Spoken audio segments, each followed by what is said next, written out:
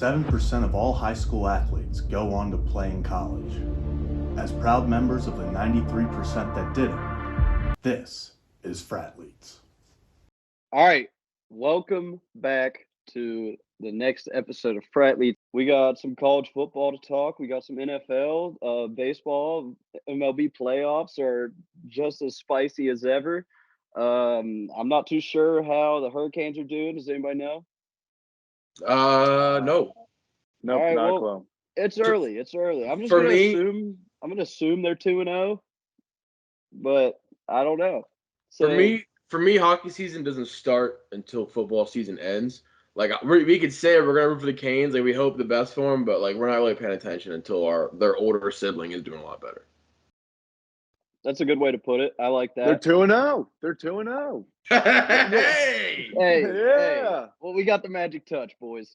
Anyways, Yo. NBA is also starting up. I think I'm starting the season off on a boycott. You guys know I tend to do that. Kind of like with Hayden with the NHL. I don't really pay attention to the NBA. I'll check the box scores and whatnot, but like I'm not going out of my way to watch a game unless like it's got some sort of importance or something. So I'm on an NBA boycott. We'll talk about that in the future. Right now, we're focusing on football, baseball. We're going to get into the AFC North because everyone is on a roller coaster of emotions in that division right now. But yeah, what do you guys say? Let's get into it. Should we start with some AFC North? Let's do it, bro. Feels great this weekend. Victory Monday, Zach, right? Zach, Right, guys? happy Victory Monday, Hayden. Yeah, Happy you too, Victory man. Monday. So yeah, Zach, I know you got a lot you want to get off your shoulders. How about you kick it off? All right, so I'm disgusted. I'm disappointed. I'm depressed. And I just don't know what that that's what makes this the worst is I simply don't understand how it's happening. Like it makes no sense to me because we will dominate a team for 3 quarters and then they don't start like they're dominating us. We just start stop covering people, start covering the same guy, jumping off sides, randomly getting a roughing the quarterback for no reason. Like we just shoot ourselves in the foot. Mark Andrews dropping a wide open touchdown in his hands that almost led to an interception. Like we just leave points on the board. And there's some days you just know we're not going to win. If Justin Tucker misses a field goal, chalk it up as an L because nothing will go right that way. But now I have the statistics. The Ravens, in their 3 losses, have played 180 minutes. They have trailed in those 3 losses for 120 seconds. Now let's look at the percentages to win. Versus the Giants, the Ravens had a 90.3% chance of winning halfway through the 4th quarter. Versus the Bills, halfway through the 4th quarter, the Baltimore Ravens had a 72.7% chance to win. And they ended up winning, right? Versus the Miami Dolphins, the Baltimore Ravens had a 99.9% chance of victory in the 4th quarter and lost. This season in losses, in the 1st quarter, the Baltimore Ravens outscore opponents 21-3. In the 2nd quarter, we outscore opponents 37-21. In the 3rd quarter, we get outscored 10-20. In losses this season, the Baltimore Ravens are outscored 10-45 in the 4th quarter. That is only 3 quarters of play. That is 3 fourth quarters, and we've given up 45 points. Can't have that. We're a 6-0 ball club that's 3-3, and it's disgusting. And we can't even sit here and talk about we get guys back. We signed 4 free agents, all 4 our season ending. Doesn't even matter. Okay, we get Ronnie Stanley back. He didn't allow a single pressure in 31 attempts yesterday. We still lost. I don't know what to say. Tyus Bowser's coming back. He's going to fix the defense. I just don't understand it. I truly don't. I can't put it all on Lamar. I mean, he played awful yesterday at times, but like he's won us 3 games solely by himself. So like we're still in first, we have the division, and we are just playing atrocious ball. And if we continue this way, we're going to go 9-8, and I don't know. I mean, something's got to change. That's my TED talk. So I've had enough caffeine today to kill like a medium-sized farm animal. But what my takeaway, okay, Justin Tucker, I know it was 56 yards yesterday. He missed that. I literally called like my grandma, my mom, just to tell them I love them because I thought the world was ending. I don't know, like that. I don't know when the last time I've ever seen Justin Tucker miss a kick was. It's like insane. Like it didn't feel real. Like a ball, like he kicked it and it was down the middle and then it started swaying. And I was like, there's no way this is happening. And then it just halfway up the crossbar just hits it. And I was like I just like looked around confused. Like it didn't register with me at first that he missed. So Lamar didn't have a good game, from my understanding. No. Well, it was he like he didn't look great against the Bengals either. It was a weird where like ever since Rashad Bateman's been down, he's only targeting tight ends. So it's super like our wide receivers only had 2 receptions for 18 yards yesterday. And like, see, that is so insane. That is like, insane. but yet Lamar threw for 200. So it makes like, Mark Andrews, who like, he just will throw it to like 12 times and he'll get like 170. We had our rookie tight end getting like 5 catches for 60 yards. Like it was literally everyone except the receivers getting put in. Like it was crazy. Your 2 tight ends, though, are basically receivers. Like Mark Andrews is big and fast enough, and Isaiah Likely's quick enough as well. He's going to be a big star, too. We use them like that. But, like, without Rashad Bateman, like, you just see it throws everything off in our route concepts, who Lamar trusts, who we're throwing the ball to. And, like, it's tough to watch. It really is. It just, like, at times – but then again, like Lamar should have had 2 touchdown passes that were dropped. And you're just like, I hate that for him. And like we left points on the board again. And that's just what's going to keep happening if we go in the red zone and can only get 3 when we start first and goal from the 4. If we only get 3 points out of those drives and we're throwing the ball for 3 plays on first and goal because, that makes sense. Like that's the stuff that's why we're 3-3. It's that stuff. That's why we're 3-3. I said I was rubbing it in your face that we won and shit, but like in all honesty, it's only our second one, and we're in week 6. And there was so much shit that just frustrated me. Like I don't know why they'll have 9 guys in the box, and they're like, yeah, we have a semi-average, below average offensive line. I'm sure they can block them all. And Najee Harris can just run up the middle and get 8 yards. No, bro. They know it's going to him. There's no one else going to run it to. You put Jalen Watson in. Jalen Watson. No. Jalen Warren. Thank you. Put him in on 3rd downs. You're giving away that's a run. But, like, at the same time, that's what he's there for. I don't really know. Like, I like Jalen Warren a lot. He's definitely a rough and tough bumbler. That's another thing. Is like, is Najee Harris, is he mid now? Is he falling off or just the O-line? I don't fucking know. And then I'm just like sprawling every day thinking of different things that's wrong with this team. And then if it's 3rd and 2, we throw a 40-yard bomb, or if it's 3rd and 19, we throw a 3-yard out. Like none of it adds up. It's very frustrating. I don't know if we were just like playing like we our starting safety Minka Fitzpatrick was out, top 3 corners out, and we played some of the best defensive pass defense we've played all season. Like it didn't make sense at all. So like I'm happy we won, but like I don't know what to make of that. Are we good or the Bucs bad? I don't fucking know. Like what do you think of Kenny Pickett going down?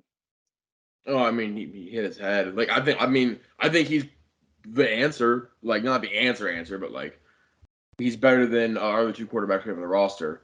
Although that's excluding Mitch after he came in. Like Mitch, the first 4 games of the year, he's doing But better. was that all Mitch? Like, I don't know if that was all Mitch's fault. My thing with Mitch is he like thinks too long. Like he doesn't like make a decision. He's too indecisive, and that causes him to like just scramble when he doesn't need to, or like stay in the pocket too long. Like just get rid of it. I don't know, but like that's my thing is like when he came back in, he was like, all right, well they already benched me. Like I need to just fuck. Like I'm not gonna. If I throw an interception, at least I made a decision. So like he came in firing. He was fucking balling. Yeah, I think I don't know. Steelers dominated that game. Start to finish. That was it's weird because we're like kind of seeing the downfall of Brady and Rodgers, but like I kind of expected this like 5 years ago, if you know what I mean. Like it's weird that it's happening, but at the same time you're like, it's wild that it took this long for them to like, this is how we thought they were going to be playing 5 years ago. See, my thing is like, I thought it was going to be 5 years ago or like 5 years from now. For some reason, I was like, Brady just came out of retirement. He's just threw his family away. No way he's just going to just dick around. Rodgers just got a big extension and made it so they couldn't sign any big receivers. No way he's going to dick around. Like, I'm surprised it's now. I guess we expected it, but I'm surprised it's like now. I just always thought with their ages and stuff, like I thought Brady, when he left New England after like he did not have that great of a year, I thought he was gonna just kind of ride off into the sunset in Tampa Bay. Like it's just weird that like he just was still playing at such an elite level, then it was just like boom. Like it just seems like he fell off a cliff. And obviously, like not everyone knows what's happening at home, like with his family stuff.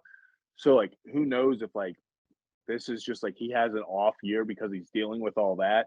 Then he comes back next year with like a hot girlfriend, like Beyonce or something. Yeah, people were like, "Oh man, he's gonna be so upset. He's getting like, yes, it's his wife and kids, 100%, but like, he's Tom Brady, bro. He'll probably pull up with like the next queen of Georgia, Kim Kardashian, European Georgia. You know what I'm saying? Kardashian. Like, yeah, that's what I meant. Not like Beyonce. Can you imagine? I've been calling it since dude, Jersey Jerry tweeted it and it went viral, and I tweeted it like 3 hours before him, and I got like 4 likes and a retweet. Like, and I was like, I'm so good at tweeting viral shit that mine doesn't go viral, but like in the future I'll see it viral. I'll be like, wow.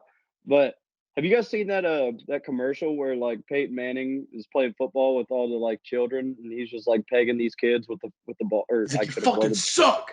I could have worded that way different, but yeah, he's pegging like throwing the ball. Yeah. I didn't realize. Actually, I don't know if I've seen that commercial. They said I don't know if I've seen that one. It's not a commercial. It's an SNL skit. Like pretend to be. Yeah. They said that's that's Aaron Rodgers with his receivers right now. Dude, it legit is. He hates those guys. I would too. I mean, what do they expect, dude? Like this was the most wide receiver heavy class in so long, and they were just like, we'll wait. We'll wait till the second round. Yeah, we'll wait till the second round. But I don't know, man. It is what it is. I think the Bucs are bad. The Steelers dominated that game, though. Huge win for the Steelers. They needed that desperately. I think at the end of the day, we can all just take a deep breath and sit back and be like, thank Jesus Christ, Buddha, Allah, whoever you worship, that we're not Browns fans. I just do want to say one last thing about the Ravens. We brought in today 35-year-old Deshaun Jackson, thinking that a receiver that literally was catching passes from Donovan McNabb is going to help fix this receiving core. That's an insane stat that you just said. Can he play cornerback too? Yeah, like is he going to go on the defense? Like, can he be a 12th dude on the D? Like, I don't know what he's going to. Like, we have guys that are just like fast and can like go deep. Like, we don't do that. We just like to run fullback dive on 1st and 9. Do you guys have Ricard? Is that your fullback? Yeah, we like to. I mean, you got one of the best fullbacks in the game, bro. Don't be complaining too much. I understand. I love Project Dive 9 times a game, baby. I love Project Pat with everything in me. The amount of internal anger that overcomes my body when it's a 3rd and 9 and I see us like Rashad Bateman come off the field so that Pat Ricard can go on. I'm like what? And They then know the it's like true athletes. then it's like a screen pass to him that works like once every like 4 weeks. He'll get like 17 yards, and he's like a big dude, so like he'll get hit for like a loss of 2 and like turn it into a gain of like 6, but he never gets like he hardly gets the first. Like we just gotta stop.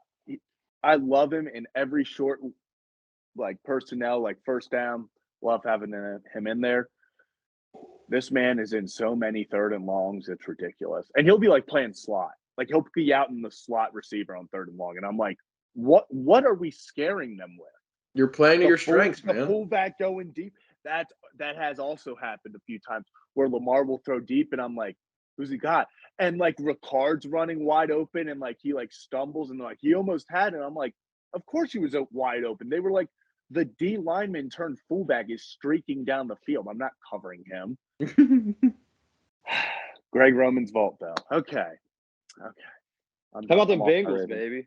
I got a quick. I don't have much rant. About 58 of the 60 minutes, I was ready to throw the season. I was ready to ship off Joe Burrow to the Patriots and then Jamar Chase to the Packers, and I thought we were going to rebuild. But then, who day over who dat? The Bengals are all the way back. I'm all in. I'm all in on the Bengals again. We haven't gone anywhere. We were 0-2 against Andy Dalton all time with him being the opposing team's quarterback. I was terrified of him. The Red Rifle was an absolute phenom on the field against the Bengals, and once again he looked pretty good. But at the end of the day, we got to win. We're 3-3. We're tied at first. We're at the top of the division with the Ravens. Wait, you said Andy Dalton. You said Andy Dalton was a phenom for the Bengals. He must have won like so many playoff games then. I'm actually. That's a perfect time for seeing his internet connection, though. I'm here. I'm here. I said he's a phenom against the Bengals, not for the Bengals. Okay. I want to make sure you got that clarification in there. No, yeah. No, he's absolutely. Andy Dalton was never the answer. Super nice guy. Very incredibly nice guy. Like I hate him. I hate him with a passion because of how nice he is. Because he would like beat the Ravens and then like donate to one of the players' charities that got hurt. And I'm like, screw you. Like what? Like one of the guys gets hurt during the game and like then they beat us and he's like, yeah, I felt bad, so I gave like $50,000 to his charity. And I'm like, don't you dare. Like stay away from our charity. Like he's just too nice. The only thing negative I do have is Zach Taylor needs to give up play calling, and he's needed to all season long. It's getting absurd. It's getting really bad. Are you saying fire Zach Taylor? I'm not saying fire him. No, I'm not saying fire him. I'm saying own up to your mistakes, raise your hand, and admit that you just need to let somebody else call the plays with this offense. Like, I don't know. If the Giants can score 24, I'm not trying to pick at you, Zach. I swear to God, I'm not. But if the Giants can score 24 against the Ravens, there's no reason the Bengals shouldn't be able to drop 30 against that defense. It's so all you have to do is run a cover 2 on the Bengals. That's all you got to do, and you're stopping us. You run a cover 2, it's over. So is he the head coach and the offensive coordinator? Yeah. Oh shit. Yeah, you can't have that. We might as well get into early season MVPs and yeah. So we're 1/3 through the season, so let's go over our picks for MVP. So I feel like there really only are 2 or 3 guys right now that you can make an argument for. So Hayden, we'll start with you. Who's your MVP? So MVP is a little. I'm kind of like a stickler. Like, in my opinion, won't matter because it's not the way it works. But like, I like to look at MVP, like the most valuable person to that team. Like, not like, like for example, if Pat Mahomes wins MVP, like that's probably a bad example. If I don't know, like, a lot of times if it's a quarterback, it's MVP. But like, if he was gone, they still have this receiver, this running back. Like that doesn't count as MVP to me. Yeah. Or like that's more toward basketball too, where it's like. When LeBron leaves the Cavs, they absolutely fucking tank. But when Jordan leaves the Bulls, they're still. I was going to bring that up. I was actually going to bring that up, but I'm just glad you did because LeBron should have like 10 MVPs. But Damn straight. that's a whole other topic. So my most important of the team is right now is probably Jalen Hurts for the Eagles, just because he's lighting that offense on fire. Like he's been on the team, and when he was mid, they were mid, but now he's like lighting it up, and they're undefeated. So he's like I feel like not the single factor, but a really good factor. And I also think having Jalen Hurts and Devontae Smith on the same team with already built-in chemistry, that is a mold every NFL team should go with. Get the quarterback, and then get his favorite target as well, because they're just going to translate that chemistry and the coerciveness on the field to the next level. I agree. Who you have? I kinda also like that Burrow I agree with chase. Hayden. I agree with Hayden. Jalen Hurts right now is absolutely the front runner, my front runner for MVP. 6-0 Eagles. I don't want to say nobody expected it because I know there's a lot of people that were high on the Eagles preseason. I wasn't one of those people. Hand up. That was big of me. Good job, Jake. But yeah, Jalen Hurts is absolutely front runner. Josh Allen is right there behind him. It's kind of like how quarterbacks have their Heisman moment. When Josh Allen hurdled that guy last night, that was kind of like his NFL MVP moment. That was just electric. That was so cool to watch him and Mahomes. And then Mahomes is right behind Josh Allen for me. But I don't want to be like, oh, Mancini, you're an Eagles hater, blah, blah, blah. But this Eagles schedule is pretty questionable. The Eagles' schedule is insanely easy, and going forward, it's still very easy. Yeah, being in the NFC East, you get at least 2 automatic dubs versus the Commanders. So that's always a help. It's usually 2 automatic dubs against the Giants too. Yeah, They're good usually. this year. But yeah, I don't know. I still think that the Giants are frauds. I know they're 5-1. I'll take the backlash. I'm not buying it. I can't buy it. I'm not buying the Jets either, dude. I don't think the Jets are worth the shit either. I don't know how. I think the Packers are bad. Packers have 2 really bad losses back-to-back weeks, but they're those 2 teams. So I don't know. Maybe I don't know ball. So I'm going to disagree with you guys. I have Jalen Hurts as my number 2, but I think right now Josh Allen has had the better year. I think statistically he's just like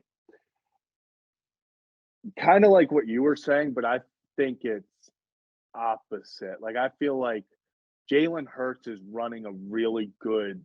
He's having an insane year, but he's just running that offense insanely well.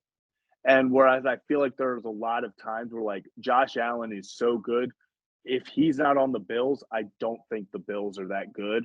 Whereas if you put another decent quarterback on the Eagles with AJ Brown, with Devontae Smith, with all them in that really good defense, like I feel like I think it's really close, but I'm giving it to Josh Allen right now. This far in, I think it's extremely close. Yeah, but I think I'm giving it to Josh Allen. I will say my third person also, and it's not ever going to happen because they'll never give MVP to a tight end. But Travis Kelce scoring 4 touchdowns in one night, that should be MVP level automatically. Like I just catapulted him in the conversation because you got to think like Patty has. Although it's like a weird because like he only had like 28 receiving yards. Yeah, like he only had like 25 yards and 14. But like the fact that like if say after the first one they're like, oh shit, yeah, he got one, we should probably watch out for that. Second one, like, okay, from now on we gotta cover this guy. Third one, like, if you let him catch another ball, you're off the fucking team. And he got a 4th touchdown. You know what I'm saying? Like, there's people who had to be like all over him. The fact you can evade and run the routes like that, I don't know. I just think it's not very often you see that. Plus, but my thing is too is he provides a whole different element to that offense. Like if you look at like the receivers, it's like Mecole Hardman and Juju Smith-Schuster. Like they're good, they're quick, but like they're not really getting used as much as like Patty scrambling or he's launching it to Travis Kelce. You know what I'm saying? Like or sorry, Travis Kelce, if that's his real fucking name. I actually just looked up this. I didn't realize he had 7 receptions for 25 yards, 4 touchdowns. His longest was 8 yards, like longest reception. That's crazy. It's true tight end, baby. You see we that were dude's moving. stat line? That dude's stat line for Tennessee on Saturday was Yeah. like 6 catches, 205 touchdowns. Like He kind of was like what putting up Hayden moss said. It's like, spikes. okay, if we let this dude catch another ball, he's probably going to the end zone. Yeah. But And he kept doing it. yeah, no, he kept doing it. He's disgusting. We want to get into our power rankings. Absolutely. Yeah, we'll let's go- do it. Zach, you Uh, started off. You started off. I'm gonna go 5-1. 5. I gotta give it to him. I gave it to the Jets. I think the Jets are just playing really, and they're like my next team, which I'll give to number 4. I have the Giants. They just find ways to win football games, and it makes no sense. It makes no sense, but they just hang in there. And it was my biggest fear for the Ravens playing the Giants. I was like, if they just hang in there, they just find ways to win. Whether it's a big play defensively, whether it's a big, breakaway run, something. They just find ways. No player on their team is standout. I guess you could say Saquon on the Giants, but they all just do these little roles really well and win games. So that's 5-4. 3, this is where it gets controversial. 3, like C said, very easy schedule. I have the Eagles. I think they are a good football team. I think 6-0. Like, I think the teams above them in these rankings would both beat them. Not well, but like by like a 7 to 10 point. Before So you continue, let's just like revel on the fact that 5 through 3 are the Jets. I'm Giants fucking high. and The Jets, Giants, and Eagles. Jets, Giants, Eagles, bro. Like, who would have ever fucking thought they'd be in the top 5? Not 1 or 2. That's a little too far. But top 5, that's bananas. Yeah, especially a third of the way through. Yeah. So then for 2, I have the Chiefs. It's the Chiefs. They're good. They're gonna be good. And then 1, I have the Bills. I think they're still the most complete team in football. I think they can dominate you in almost every way of the game.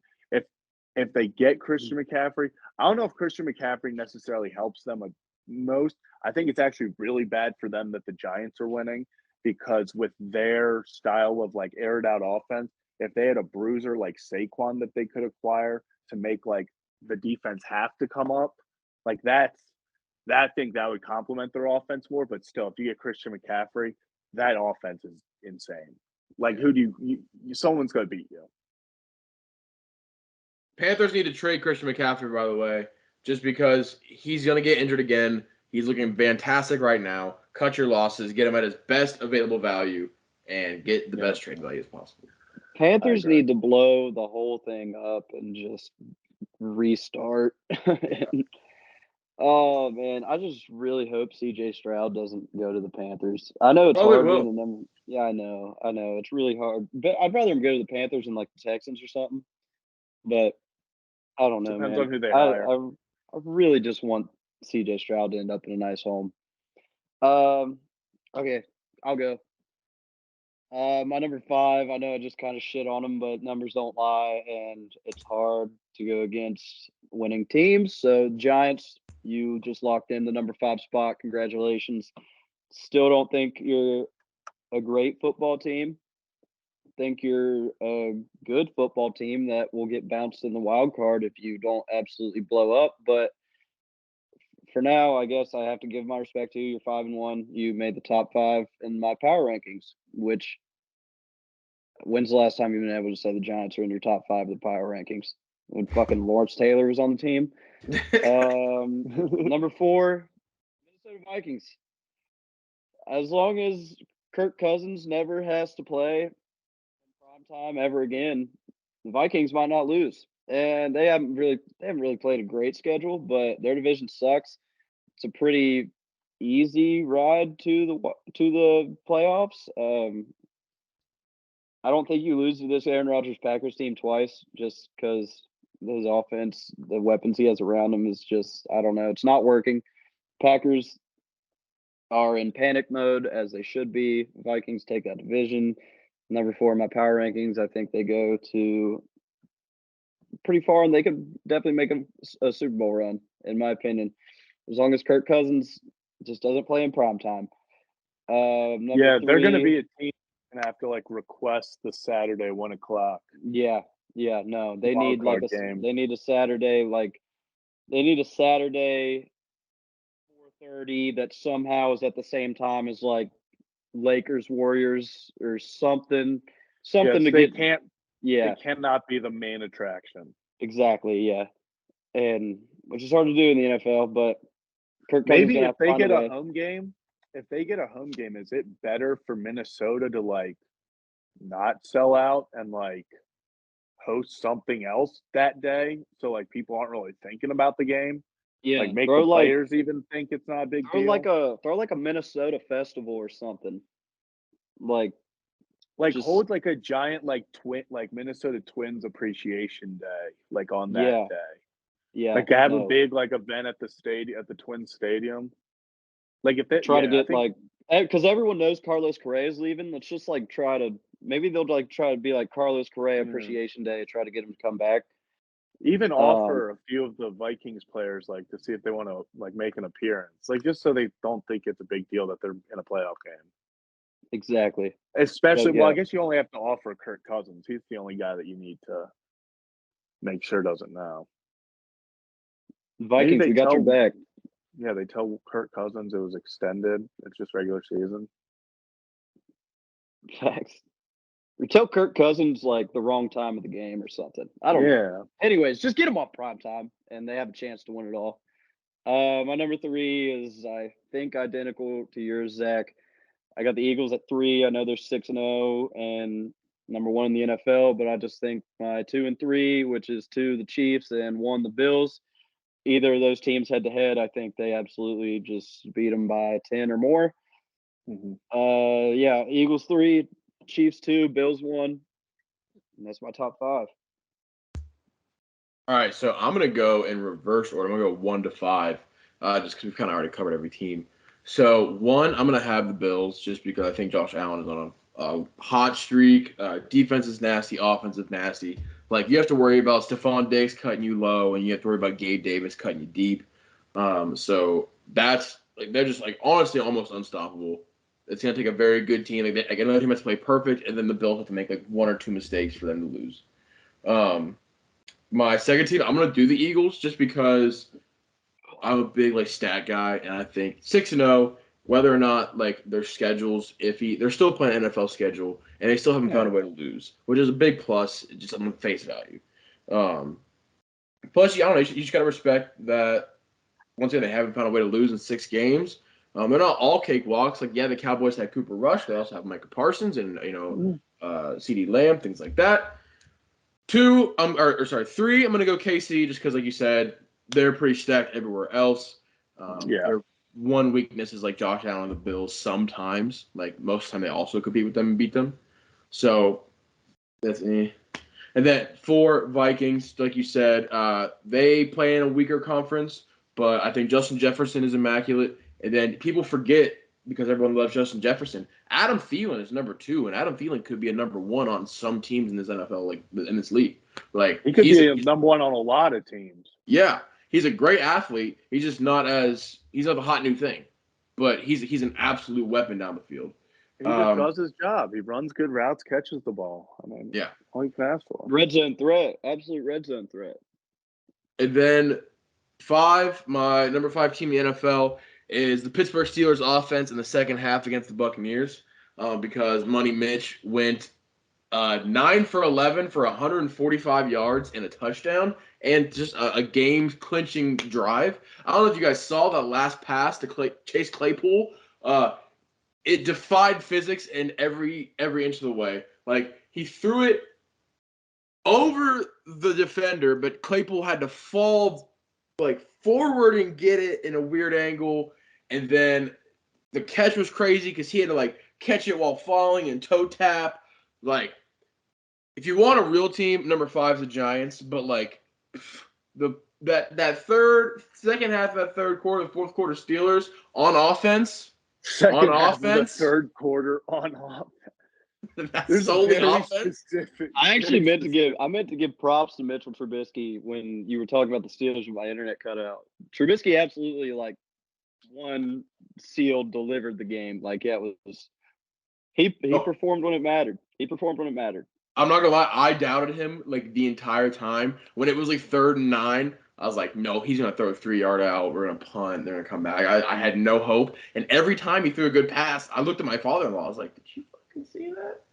Oh, I couldn't believe it, dude. And also Devin Bush, shout out Devin Bush. Everyone's been hating on him all year because he has been pretty ass. I'm not gonna lie, but like someone's like, "Are you gonna be in the Steelers next year?" He's like, "I don't know, but I can almost guarantee I'll have a job next year because I'm a very good young athletic linebacker." And everyone's like, "Oh, how could he say this?" He's like, "Dude, it's a business at the end of the day. They're gonna kick me out, no willy nilly. I'll have no problem leaving, no willy nilly." Yeah. You know what I'm saying?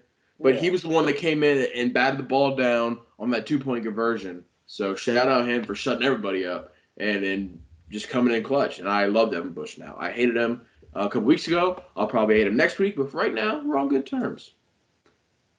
How about Tom Brady absolutely ripping his offensive line's ass? That was so funny. And I saw a tweet. It was like this man opted out of training camp, then was out partying Friday night for Robert Kraft's wedding. And then, like, he had the nerve to just absolutely shred all these motherfuckers' asses. Yeah, Plus, like I was gonna say you can't yell at your offensive line when during. Did you see the QB sneak that he attempted on 4th and 1 that wasn't close at all? no, I So didn't even see it. it was one of those big pile ups where the quarterback just kind of lunges into it, but he wasn't like getting deep and dirty. He was kind of just laying on top trying to get in there. He was moving so slow that the defenders were able to like go around the pile and grab him and pull him backwards. And then as Terrell Edmonds is pulling him back, he's like running in place like your little brother does, and you put your hand on his head. He's like trying to punch you, like that kind of shit. It was so weird and it's like so unathletic to an already unathletic looking individual. That's what I was like, okay, you cannot yell at your O line when you're not even gonna grind for a 4th and 1 first down. Yeah, I don't know. I think we might be seeing the collapse of Brady. Who knows? But yeah, my actually real 5th team is the Giants just because Saquon Barkley is back to being good and Kayvon Thibodeau on the defense is actually pretty solid. All right, let's move on to a little college football talk. That Alabama Tennessee game was orgasmic. That was one of the greatest football games I've seen in the past 2 years. That A was very long from time. start to finish was just pure electricity. As an Ohio State fan, I woke up Saturday morning and I was like, God bless America for like giving my team a bye week during this week.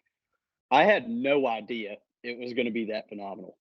Like I was fully capable of just sitting on my couch and watching all these games with not an ounce of pressure, nothing to worry about other than like all these. Just watch the game. Just watch the game and see how they unfold. Alabama lost. I can't. It was unbelievable. Michigan looks very good, gentlemen. Michigan looks very good, and Ohio State, which they should, Michigan as they should, wound up to be undefeated when that team from up north comes into Buckeye Stadium. It is going to be electric. Yeah, It it is was the going first to be time. absolutely electric. It was the first time I felt really nervous for the Ohio State Michigan because after the game last year, when Harbaugh was like, "Sometimes you wake up on third base, you think you hit a triple." Then I was like, "Oh, he just pissed Ryan Day off so bad. There's no chance they were gonna blow him out." And then I'm watching him this year, and this quarterback is no Shea Patterson, bro. Like he is good. No shit. Yeah. Oh, whoa! This quarterback cannot throw the ball downfield. This quarterback can hit checkdowns and rely on the run game. Their run game is phenomenal. This quarterback is 2 for 12 on the season of passes 20 yards or further. He can't throw the ball downfield. Neither could Tebow, and he won a national championship. I'm not going to sit here and defend Michigan. That's not what we're here for. I'm not defending him. I'm saying it's the first time as an Ohio State fan I got a little nervous. I'm not nervous. I still think we'll win, but I got a little nervous. Okay, yeah, I understand that, but I don't think the quarterback is the one to look at and be like, wow, He I'm missed not. some very open passes on Saturday against this defense was supposed to be like Penn State's run game, supposed to be top 5 in the nation, is equivalent to Notre Dame preseason being top 5 in the nation. I'm not saying he's like some superb athlete, but he's not some cripplingly hurdle like what's it called? Like chink in the chain or the one faulty part of their armor is not their quarterback find. I mean, Shea Patterson, you could count on him giving the game away most of the times, or throwing a horrible pass, or just like slipping on his own butt and then fumbling it, like things like that. Kid can Yeah, I get play. what you mean. I'll give him that. Kid can play. I'm not worried about him. Until Yeah, somebody so can do stop we, the Ohio State offense, I'll start getting worried. Do we think Ohio State can cover 29 versus Iowa? That defense. I mean, see, we were talking about it a little bit ago. It's going to be if Michigan put up 27 against Iowa, OSU's got to put up like 40 to say their offense is legit. I think they will. You I don't think they Ohio will? State. I'm going to be okay. Here's my takeaways for Ohio State versus Iowa. Our offense, I'll be happy if we put up. We should put up 40. We should have no trouble putting up 35. That's a bare minimum. If we don't put up 35, I'll be disappointed. If our defense gives up 14, I'm going to be very, very angry. I'm going to be very angry if our defense gives up 14. We should absolutely cover 29.5. Iowa's off to their worst start since, I want to say, the early 2000s. They're off to a really bad start. Their quarterback's terrible. They're like the worst offense in the nation. Ohio State should win this game 42 to 45 to 7. I like that. I like that prediction. Who do you guys have as your Heisman favorites? CJ Stroud, come on now. Yeah, I have to still give it to CJ Stroud. Dude, I don't know. After beating Bama, that puts Hendon Hooker way up there. No, I agree. I think that but With Stroud's SEC bias, and if he takes Tennessee to the playoffs, bro, don't be surprised if Hendon Hooker upsets CJ Stroud. I could see that if he takes them to the playoffs, but I think at this moment, I think you gotta give it to Stroud. Well, I'm mainly saying this because at the beginning of the year, I put a $5 bet on Hendon Hooker winning the Heisman, and it's looking pretty solid right now. So I'm just keep on chugging. Because I want to say Hooker for Heisman, you know what I'm saying? Who said Hookers could be bad? All bad. Not this guy. Good point. I've been on the Hooker train all year long. I thought Tennessee was good. I've bet on Tennessee, I want to say like 4 out of the 6 weeks. I was the only moron in America to take Bama minus 8.5 because I looked at all the numbers. No, listen to me. It was so obvious. Tennessee plus 8.5 was so obvious. I talked myself out of it. I swear to God, I called it 100 different times. It was just like, wow, Tennessee, they're really giving Tennessee 8.5. Like, why? Like, in my mind, that should have been like a 3-point spread. It should have been like a 3-point spread. I was like, what is going on here? I don't know. I'll hand up. I'm an idiot. That was big of me. Good job, Jake. Once again, admit when you're wrong. But yeah, I was that idiot. But I thought, like last week, he was 3-point favorites at LSU. I was all over Tennessee. Hendon Hooker's a really good quarterback. Tennessee's got a really good team. Bama scoring 49 on that defense. You're just not – that's not going to beat the Buckeyes. Buckeyes defense hasn't given up 52. I'm sorry. Jim Knowles, he gives too many different looks on defense to where he just gets you confused. Now I'm getting going about the Buckeyes again, but whatever. Hendon Hooker's good, man. It was bye week. I need Buckeye football back in my life. I respect it. You guys have any other college games, or you want to go to breaks and takes? Breaks and takes. I bet. I want to go last for rakes so I can be first for takes because I have. So, like, I'll go third. Last thing, college football I want to say, this is really quick. Ole Miss is very fun to watch. I do enjoy them. Lane Kiffin's offense is very fun to watch because he'll go for it on like 4th and 4 from his own like 25. Yeah, and he just doesn't care. Like, he just knows he's going to beat the team, so he's just like, whatever. Like, dude, he's so funny. So I don't know. You guys know how like University of Tennessee absolutely hates Lane Kiffin Yeah. because he like said, "I'm gonna be here forever. I ain't leaving." And after that season, he left. But during game day, did you see when they were interviewing Lane Kiffin and he's like, "So Lane, do you have anything to say to your friends here at Tennessee?" And they all start booing so hard. He's like, "Hey," he's like, we're playing Auburn, you're playing Alabama, so let's beat the state of Alabama today, guys. Go Volunteers!" Everyone's like, "Oh, yeah!" It was so funny. It was awesome. I was like, so "Fuck yeah, funny. Lane Kiffin, all's forgiven." I love Lane Kiffin. I think he's a funny guy. He's good. Yeah. I don't know if he's good. He's a good guy. I don't know if he's a good funny. guy. But Yeah. he's funny. He's funny. Yeah, All breaks right. and takes. Anyways, I'll go first. We got game 5 of the ALDS tonight. Guardians versus Yankees. Hey, before you speak, I put 20 on the Guardians, so whatever you say, please help me feel good. Depends on how you take this into perspective. I'm placing an absolute guarantee. I am guaranteeing a Yankees win tonight. Fucking shit. I am absolutely guaranteeing a Yankees win tonight. The Yankees offense and this Yankees playoff team, they got all the momentum. They got the Josh Naylor rocking the baby. It's all out the window. The Yankees, there is absolutely no way the Yankees lose this game tonight. You guys know I'm the biggest Yankees hater of all time. There is no way, shape, or form they lose tonight. None. Aha! I see what you're doing now. I see what you're doing. Who are the Guardians throwing? Does anybody know? I bet on them, but I don't know. I would. Yeah. What's the pitching matchup? I'm going to assume Nestor's throwing for the Yankees. Yeah, I'm going to assume it is. Low. Aaron Saval versus James Tyon. Italian, yeah. What? Italian.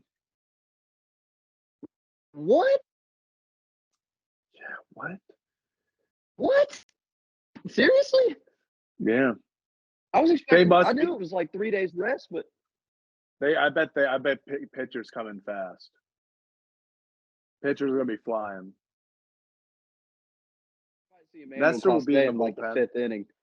Yeah, there's Nestor no will way be he's in the coming out of the pen, dude. If they're not starting him, I don't know if he's coming out of the pen because he threw what? What day is it? Monday? He threw Friday. We'll see. Someone's got to come out Anyways, there. the Yankees absolutely rake. Their offense is electric. I'm guaranteeing a win tonight. The Yankees are going to Houston. They will be playing the Houston Astros in the ALCS, and everyone, man in the suit's going to be happy. Astros, Yankees rematch, 2 best teams in the AL. It's going to be amazing. It's going to be what everyone's ever wanted. Guarantee Yankees win tonight. Guaranteed.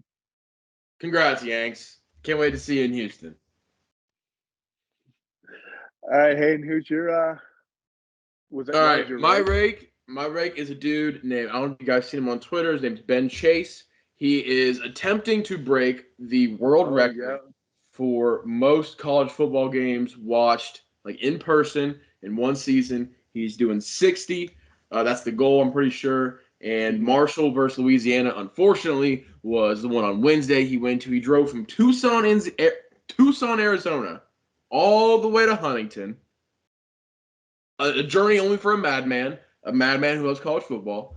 Drove all the way there for, I think, game 25, and then he went to Morgantown for Friday for game 26. Then he went to Michigan for Michigan versus Iowa, drove to Notre Dame for Notre Dame Stanford, and then he went to St. Louis, I think, for an HBCU game of like Bethune-Cookman and Alabama A&M or something. But like he hits five college football games in 4 days. Bananas. I love it. I think that's a really dope story for him to do. Like that is really cool. Yeah. I wish I could. Also, you got to do something imagine like that. the amount of like tailgating this man's doing. Is he just on the road, hungover as hell all the time? Like, dude, after the Marshall loss, he tweeted, "All right, that's it. I'm going to the Union." I was like, "You're just like us. He's just like me. Just like us. Oh, Yeah, Zach. Zach. All right, so my rake is Cinderella stories in the NL. We got the Phillies versus the Padres. Padres take down Big Brother and the Dodgers. No one thought that was going to happen. Dodgers dominated them all year. Phillies take out the defending World Series champions, guaranteeing that we will not have a repeat champion in the MLB for the 23rd straight year, which is the longest in sports. So that's dope because anyone can win any year. Prove it in baseball. But two teams that no one really thought was going to be here. Remember, Philly was like stuck in the middle for a while this year. People didn't know if they were going to start selling, what they were going to do. Huge for them to come back. Padres are in the NLCS without Fernando Tatis taking a single at bat all year. Question, does he get a ring if they win it all? That'll be interesting to see. But because think about that. No, I don't think he can't. does. There's no way you give him one. After how mad everyone is about him lying about these motorcycle accidents, his fake PED apology, all that stuff, I don't see how his teammates are going to want him to get a ring after that. So since I live under a baseball rock, explain that shit you just said. Fernando Tatis is 21 or something, the most electrifying player in baseball. All of a sudden, in the offseason, they're yeah, he's going to start the year on the IL because he broke his hand or whatever. And everyone's damn, what happened? They're oh, he was in a motorcycle accident. So then the reporters asked him, they're so what happened in the motorcycle accident? And he goes, which one? And they're what? And so this man is just having a bunch of motorcycle accidents apparently. And then he's serving his IL stuff for injury, rehabbing. Then 2 weeks before he's supposed to get off it and start going to actual games and getting ready to come to the majors, they're yeah, he took performance enhancing drugs steroids. Boom, 60, you're suspended rest of the year. Oh, and shit. So now he's still centerpiece. They still paid him all that money. He's the centerpiece with Juan Soto now, for their future. He's their star, but at the same time, they're doing all this stuff without him. So it's weird. It almost gives the vibes very different scenario because one was an injury, one is all this weird stuff with Tatis. But the Braves winning without Acuna last year, very, very similar. So we'll see. But yeah, my rake is the two NL Cinderella stories. Dope because baseball's cool and different people win each year. My take is Thursday night football matchups and everyone who has to watch them. They suck. No one can score touchdowns on them. I don't know if they just stopped trying on Thursdays. I don't know what it is. Thursday night football is not working. It never really has. I mean, it's cool. It was cool 6 years ago when it was Thursday night football is not really a thing. They're 3 or 4 times a year. You're holy crap, there's football on Thursday. And it was cool. It was oh, football's on Thursday. But now it feels like an obligation that you can't get out of. Thursday night football is that thing where you're sitting there, you're oh crap, it's Thursday. There's football on. And then you're what are the teams? And then you look and it's oh my God, there's not going to be a touchdown. And then you convince yourself all day. Here's what always happens. You convince yourself all day it's not going to be a crappy game. This one's going to be different. You make a parlay. You make your stuff. You're this game's different. And then it's 3-0 in the third quarter. And you're why? Why do I do this? So either give us better matchups on Thursday, which I don't want because I don't want good matchups wasted on 3 days rest, or what everyone wants, just stop having Thursday night football because it's not worth it. It's just a laughing stock right now. That's my take. I kind of liked it when they did the color rush because it used to. When I'm not colorblind, so that doesn't affect me. But what were you saying? But that's why it was fun was when it was not a big it was okay, it was special to play on Thursday because you got a cool there were things to look forward to on Thursday, and now they're just you have Thursday night football, and everyone's why? Yeah. before it was like a special occasion. They're like, this is when we're debuting all these new uniforms. Will be the Thursday night matchup. So you're like, oh crap, they're wearing the color rushes. Like I gotta see my team. Like I want to see what these guys are wearing. And it was cool. But they also like during that were giving us better matchups because they wanted good matchups. They also like they say they did, but they knew what colors they were matching up for the color rushes. And like it was fun back then. Now it's just bad football being played on a Thursday. Yeah, if you're not gonna give us color rushes, like give us a different like how the NBA does, like city unis, but do them like if they would have said they were debuting all the new helmets on Thursday nights, that'd be like okay, like I want to see the new helmets, like that'd be something cool. Yeah, or make like the jersey so insane or so ugly that you literally never want to see it ever again. But it's also cool to experience that 1 week. It's like when the Ravens wore mustard colored pants in like 2016. That was weird. That was horrible. Ryan Mallett was our starting quarterback. He's a dog. What a gunslinger, that Hall of Famer. What a time to be alive. The heir apparent to Tom Brady, one of his like 7 that he had in New England. All right, Sadie, what's your take? So my take was actually Jeff Bezos, but since you kind of like took Thursday Night Football, I'm just gonna turn it to the Denver Broncos being on primetime. We are kind of like Thank you. They are primetime. They were on primetime a total of 6 times this year, and they have been on Monday Night Football, what seems to be like every single week now. And it's just a pain at this point. It's like, wow, I know they're playing the Chargers. This is supposed to be exciting, but I get what after they that- were doing. Like on paper, this Broncos team was going to be electric. And now the NFL is just stuck with primetime games with like one of the shittiest teams to watch in the NFL. it's like, wow, we got to watch the Broncos again tonight. Like, if I hear Russell Wilson say, let's ride, like one more time, I'm gonna go ride my car off the highway into a fucking lake. Like I'm so fed up with having to watch the Broncos, dude.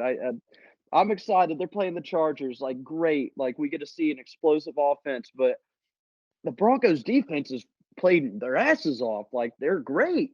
So if they stop the Chargers, we might be in for another 14-10 game, and I'm terrified of that. I'm going to say it. I hate betting on the Broncos because I never know who to put the touchdown on for Sutton or Judy. And I feel like it's always the opposite. I always be picking the opposite one. I need Jerry Judy to shit the bed tonight really bad. I'm up 17.9 in fantasy football, and I'm going up against Jerry Judy. He's the last person to play for either team. So if Judy gets 18, I'm fucked, boys. Small take for myself was taking Russell Wilson in almost all of my fantasy leagues, thinking that he was going to blow up and like have a comeback year. That's brutal. Luckily, my backups for each draft were solid, so I'll take that. That's always good. But my real take is it breaks my heart to say this, but leaving Lee Corso out there on game day, it's so painful watching him like fight for his fucking life just to make a sentence together, and like he's even struggling to say "not so fast, my friend." Like you should like I don't care if you have dementia like stage 4, you should be able to say that on command if you're Lee Corso. You know, even like if it's like, all right, Lee, time for your bath. Not so fast, my friend. Like that kind of shit. Even if it's then, you still gotta know how to say it. It's muscle memory. But like, it's sad to watch out there. Yeah, but like they keep him coming through Corso. Yeah, it needs to be his last one. Like have the last game be Ohio State, Michigan, where it all started. Like that'd be fire. Have him as his big send off, puts Brutus on for the last time, hopefully. But like it's Dude, I would cry. I would cry actual tears if Corso putting on Brutus was his send off. Yeah, that would be dope. That would be the first so one he ever sick. put on, last one he ever puts on as well. Oh my lord. Oh, that's so happening. That is so happening. Wow. All right, Hayden, you have a little story fun fact? I sure do. This one's just kind of a matter of fact situation here. Oh, fuck me. Hold up. I have to show it on a map, and I went to open the map, and it's reset to where I am. All right. I just want to talk about how fucking awesome college football is and also college is. Because, we are frathletes. A big part of our name is half of it's athlete, half of it's frat, which is basically college. There's a small town in Arkansas called Arkadelphia. It's like Philadelphia, but for Arkansas. Arkadelphia. And if you look, I'll show you on the map. Oh, you can't see shit on here, can you? Let me turn my little thing off. Hold on. It's gonna be so embarrassing. I realize this is not my real apartment. Whatever. If you look at the map of Arkadelphia, He's a fraud. He's a fraud. What an apartment. very, very small town. Yeah. And somehow there are two colleges. You got Henderson State over here and Washita Baptist right here. Both of them are D2 schools. Both of them are D2 powerhouses. Both of them are football schools. Both of them are in the same conference, and you could guess it, they're a huge fucking rivalry. It's called the Battle of the Ravine because the only thing that separates them is a damn ditch, okay? Let me show you a picture of their football stadiums. So, shut the fuck up. Washita Baptist is right here, all right? And if you go across the street, Henderson State's right there. And they're both big-ass fucking stadiums for D2. I mean, look at that. They're right there across from each other. Huge rivalry. Pun intended. You could throw a football and hit the other stadium. You literally could. Well, maybe not. No, you could not. But you could shoot one out of a cannon, and it would get there. You get the point. You get the point. Not Brett Favre's throwing it. But yeah, dude, like very small city, two Division II decently sized colleges, big rivalry across the street. I mean, how do you even decide who you root for? New York having two teams, LA having two teams, Chicago. Those are three of the biggest cities in the nation. Arkadelphia is arguably the second biggest in its county. Like, I'm kind of like an Arkadelphia guy now. Like, I feel like that. I'm gonna start putting that up there with like major cities. Be like, oh, in Arkadelphia, the D2 powerhouse. But yeah, dude. I mean, insane. I remember I found that once again. I have a Google Earth addiction, and I visited every Division I, FBS, FCS, Division II college football stadium on Google Earth, just because I like to check it out. And I remember I found those two, and I was like, holy shit, that's crazy. And then I forgot which schools they were. And for the last year, it's been driving me nuts. Like, who was those two schools that were right next to me? I can't remember. And then I just stumbled upon it again. I was on. What the fuck are you doing? All right. But anyway, I just stumbled upon them again. And I was like, oh my God. It was like an epiphany almost. It was so awesome. But yeah, Arkadelphia kicks ass. I love that. That's incredible. Just one town with just two D2 powerhouses that hate each other. Damn straight. I love it. I think like a rat and a cow had sex, and that's how your cat got created. Yeah, he's a little fucker. All right. All right, boys, that was a pretty good episode. Yeah, I agree. Another solid episode. All right. Well, we'll see you guys next week on the next episode of Frathletes. Like, yeah.